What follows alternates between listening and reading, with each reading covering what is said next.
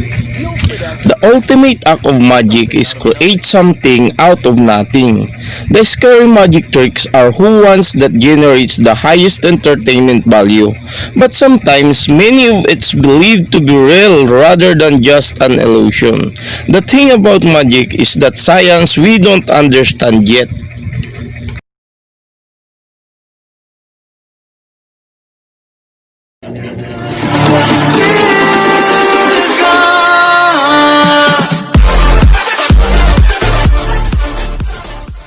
Teleporting a dollar bill.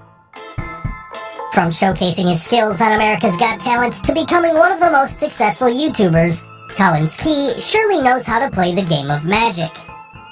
In his audition act a few years back, Collins brings along a pack of chips on stage. He then borrows a dollar bill from Howie and gives it to Howard to read the unique serial number printed on it and writes it on a board. Finally, he burns the dollar bill and magically teleports it from his hand into that pack of chips. When the pack was opened, a dollar bill was found inside of it. On confirming the unique serial number, the bill exactly matched Howie's bill to end this amazing illusion. The trick here lies in the sequentially numbered bills, and the $2 bills were already set up before the trick. If you notice, all the brand new bills in a 100-note bundle are sequentially numbered except the last few digits. So before this trick, he took out 2 bills from the bundle. In this case, the 2 bills had the last 3 digits numbered 432 and 482. Now, to make the serial numbers to exactly match, he only had to alter the digit 8 and turn it into 3. Now, using a sandpaper, he turns that 8 into a 3, and now he had 2 bills with the exact same serial number. He then folds both of the bills together to make it look similar, and then puts one of the bills inside the pack of chips and seals it using a double-sided tape. The other duplicate bill, he had it concealed in his pocket.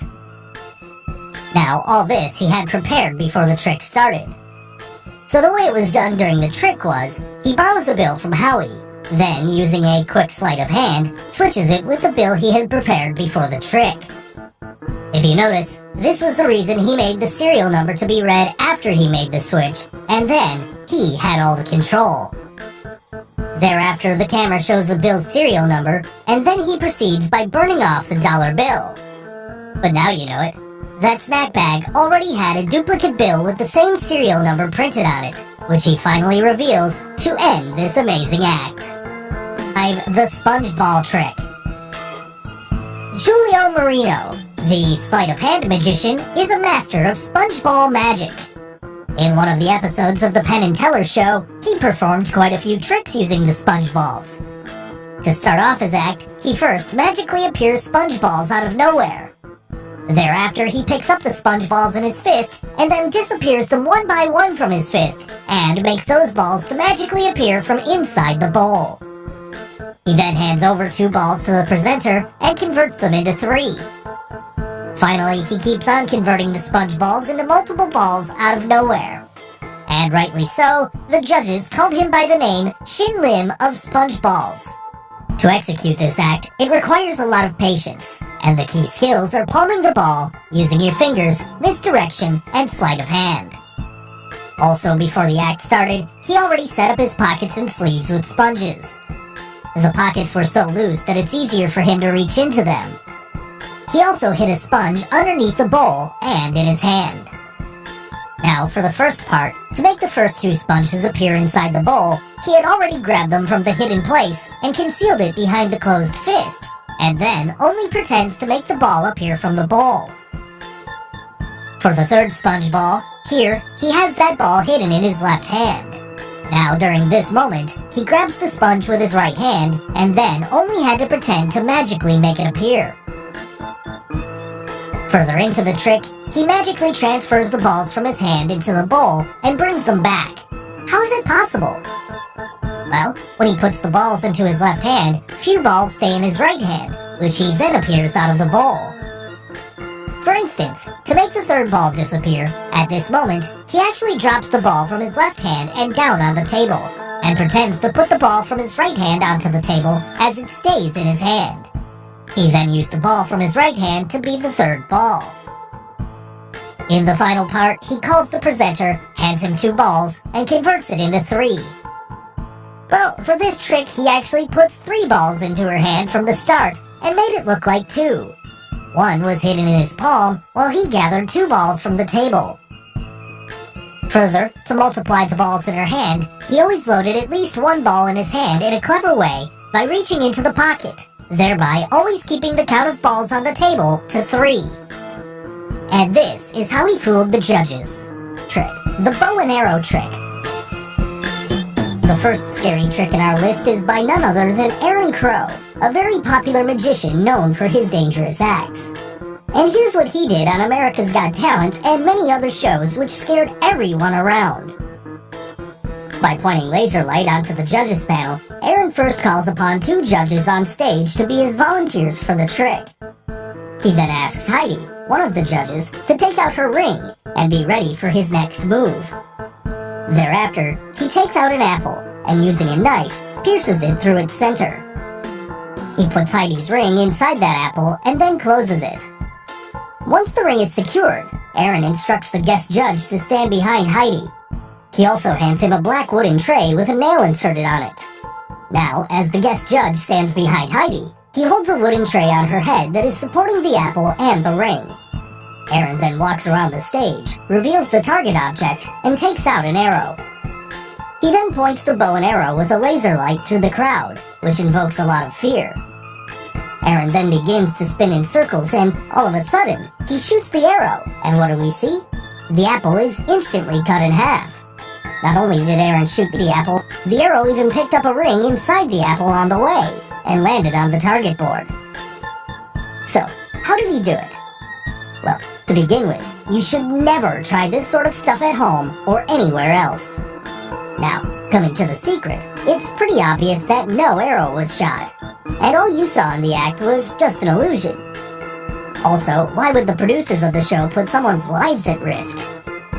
So, from the pure perspective of entertainment and illusion, the producers of the show are told what the contestants are going to do before the act to make sure they have the dangerous stunts sorted out.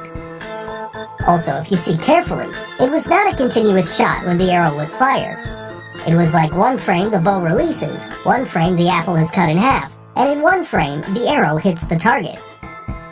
This implies that at every stage, there's a mechanism which made this act possible. Now, as there was no arrow shot, how did the arrow end up on the target board? Well, both the bow and the arrow used for the act were gimmicked. Also, if you see here, the laser flashlight is coming out of the bow, and is used for the purpose of aiming at the target, which the viewers thought so. However, its main purpose was to hide the secret hidden inside the bow. Yes, the secret lies in that bow, and also the arrowhead didn't go past beyond the bow, and only the laser light went through. Also, this laser light created the illusion that the arrowhead was present there, and Aaron did shoot it when the light turned off. Now you'd ask, if there was no arrow shot, then what about this arrow? Where did it go? Well, as we said before, the arrow he picked up is a gimmick arrow, made up of a string with a feather at the end of it, to make it look like a real arrow. Also, hidden inside the handle of the bow is a cylindrical reel, and the string was connected onto that spring-loaded reel. And now you must have got it. When Aaron fires the shot, he releases the loose end of the string as it rolls into the hidden reel. But what about the arrow at the target board? Well, the arrow that appeared after the shot was already placed inside the leg of the target board all this while. It was hidden behind the black cloth using a spring mechanism. Here you can see that there's an opening in the cloth where the spring-loaded arrow was resting vertically against the board. Now, when triggered by a remote, the spring-loaded arrow pops out of the opening to its horizontal position. Also, notice the angular movement of the arrow when it vibrates after hitting the target. Now, this isn't the movement of the arrow hitting straight at the target. This confirms that the arrow popped out from the opening below. Also, the arrow at the target had Heidi's ring. Where did it come from? Was it a fake ring? No, it was Heidi's actual ring, as she would have easily noticed it if it was a fake one. Now for this part, we also need to look at the apple. After Aaron pierces the apple, you can see he digs the apple in such a way that its one side hole is bigger than the other side. Now he puts the ring inside the smaller hole, which convinces everyone that the ring is placed tightly inside and cannot be taken out easily. But as you know, there's a bigger hole at the other end, and during this moment, when he covers the center portion of the apple, the ring is actually pushed out through the bigger hole, which he conceals using his right hand thumb. Also, when he is seen placing the apple, the ring is hidden in his left hand fist. Now you know it. The ring is in Aaron's hand, and during the moment when he adjusts the target board, he puts that ring over the arrow, with his hand hidden behind the board and concealed using a black cloth. But there's one question still unanswered. How did the apple split in pieces? Well, the tray on which the apple was placed had a built-in mechanism at its bottom. A spring-loaded knife was placed underneath, which moved from left to right when triggered by a remote. Now, this made the apple to split perfectly in parts, as the knife came out through the opening under the apple. And this is how the apple was cut in half. So, the whole act was perfectly synchronized using a button hidden inside the bow, and was triggered by Aaron just at the right time, which made this awesome illusion possible. The duck trick. Now this trick by David Copperfield involves a combination of magic and humor, and is a wonderful example of how humor helps to enhance the overall magical experience.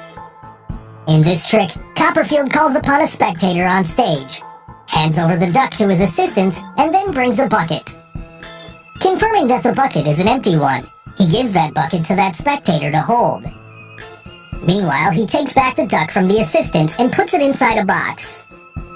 He then starts dismantling the box, which is quite easy as it seems. After taking the box apart, he makes that duck disappear. Now he walks back to the bucket the spectator is holding and opens it. Now what we see is just amazing. The duck that had disappeared jumps out of the bucket. And it seemed as if the duck was teleported from the box to the bucket. And to add to the excitement, Copperfield even goes on to repeat the trick in slow motion. So, how did he do it? Well, before revealing the secret, if you haven't subscribed to our channel yet, make sure to subscribe and hit the bell icon so that you get instant notifications of our new video uploads. So, let's see where the duck went. When you first look at the empty bucket, Copperfield manages to convince everyone that the bucket is indeed empty. But if you look at it carefully, you'll notice that the bucket is half covered, and its interior is not entirely visible. The reason is simple. There's something hidden inside that bucket. So, what could it be? Well, it has to be the duck. The duck was not magically teleported from the box into the bucket. Instead, it was there, hidden inside from the very beginning of the trick. As magicians like Copperfield are quite good at hiding things in very small spaces. So the duck was probably hidden under half of the lid of the bucket. Also, there's not just one, but two ducks used for this trick. So the question arises, where exactly the other duck disappeared to from the box? The answer's quite amazing. The duck inside the box was a fake one. And the two real ducks were, the one which Copperfield showed us at the start, and the other one was hidden inside the bucket. He first showed a real duck and handed it to his assistant. In the later part, he returns back to the assistant to retrieve the duck. However, that is not the same duck. Rather, it's a fake duck. When the audience was busy watching Copperfield perform, his assistant had switched the real duck for a fake, inflatable duck. And when Copperfield comes back for the duck, he gets the fake one. Now this fake duck can easily be deflated in very quick time. The moment he puts that fake duck in the box, he deflates it, and then after taking the box apart, he easily removes it together with one of the plates. Finally, all he did was walk back to the bucket, open the lid, and release the real duck, which was waiting for her turn all this while. And name any other magic trick you would like us to reveal. Tell us in the comments below. Do like and share this video with your friends on social media. For more such amazing things, don't forget to subscribe to our channel. And finally, thanks for watching.